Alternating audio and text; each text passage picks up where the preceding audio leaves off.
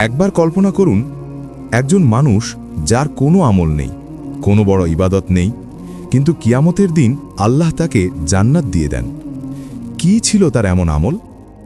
এই ঘটনাটি হাদিসে বর্ণিত একটি সত্য ঘটনা। একবার এক লোক রাস্তা দিয়ে হেঁটে যাচ্ছিল। ভীষণ পিপাসায় কাতর ছিল সে। হঠাৎ সে একটি কূপ দেখতে পেল। নিজে কূপে নেমে পানি পান করল। পানি পান করার পর উপরে উঠে দেখল একটি কুকুর তৃষ্ণায় মাটিতে জিভ লাগিয়ে পানি খুঁজছে। লোকটি ভাবল, আমি যেমন তৃষ্ণায় কষ্ট পেয়েছি, এই প্রাণীটিও তেমন কষ্ট পাচ্ছে। সে আবার কূপে নামল, নিজের মোজার মধ্যে পানি ভরে কুকুরটিকে পানি পান করালো। এই একটি কাজের কারণে আল্লাহ তাকে ক্ষমা করে দিলেন।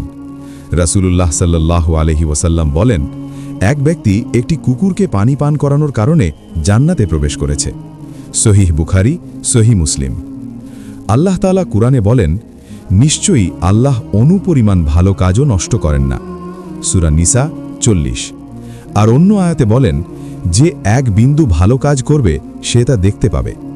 এই গল্প আমাদের শেখায়, আল্লাহ আমলের পরিমাণ দেখেন না, দেখেন নিয়ত ও দয়া। মানুষ না পারলে একটি প্রাণীর প্রতিও দয়া আল্লাহর কাছে অনেক বড় হতে পারে।